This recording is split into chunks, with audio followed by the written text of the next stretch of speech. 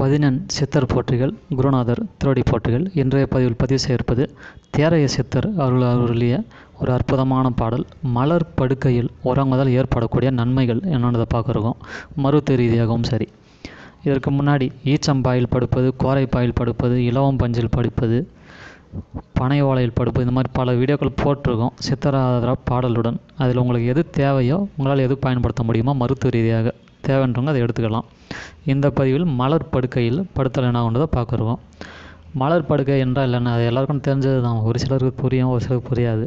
ஒரு காலகட்டத்தில் ஒவ்வொரு மனுஷனும் அதை பார்த்துட்டு தான் வந்திருப்போம். நம்ம படுக்கக்கூடிய படுக்கையில் மலர்களை தூவிட்டு அது மேலே படுத்துக்கிறது, வேறு எதுவும் இல்லை.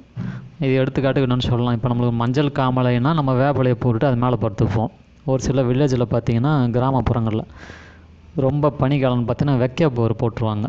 படுக்க மேலே வெக்கைப்போரை போட்டு அது மேலேயே படுத்து தூங்குவாங்க. கேட்டால் அதோட உஷ்ணம் நம்ம கிடைக்கின்றதுக்காக. இன்னும் ஒரு சிலர் பார்த்திங்கன்னா துணி சுற்றி துணியை வைக்கிறது, அது மேலே சில இதெல்லாம் வைப்பாங்க. பனை ஓலையை லைனாக சுற்றி அடக்கிட்டு அது நடுவில் படுத்துக்கிறது, அதோட உஷ்ணம் நம்ம கிடைக்கும்ன்ட்டு. அந்த மாதிரி செய்கிறாங்க. கீழே போட்டு படுத்துக்கிறாங்க. அந்த வகையில் மலர் படுக்கையில் படுத்தல் என்ன ஆகுன்றதை பார்க்குறோம். பாடலானது: தீபாகினி தழையம் தின்ற மருந்தால் எழுந்த தாபகினியும் தனியங்கான் வியாபார நட்பு வரும் விந்தூரும் நாலு முடா செழிக்கும் புட்பவனை கென்றே புகழ்.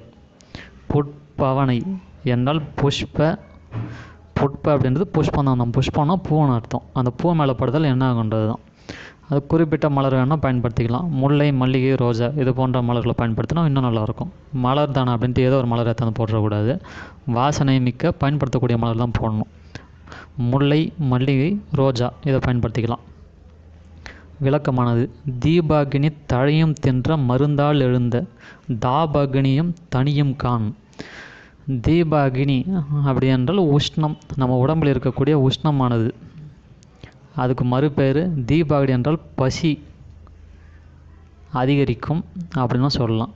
தீபாகினி அப்படின்றது பசியை ஏற்படுத்தக்கூடிய ஒரு அக்னி. அது நம்ம சொல்கிறோமே, பசி கொஞ்சம் சாப்பிடலாம், வயிறு எரியுது, இதெல்லாம் ஒன்று சாப்பிடணும், அது தீபாகினி என்று தான் பேர். அது நம்ம அதிகரிக்க செய்யக்கூடியது, பசி அதிகரிக்கும்.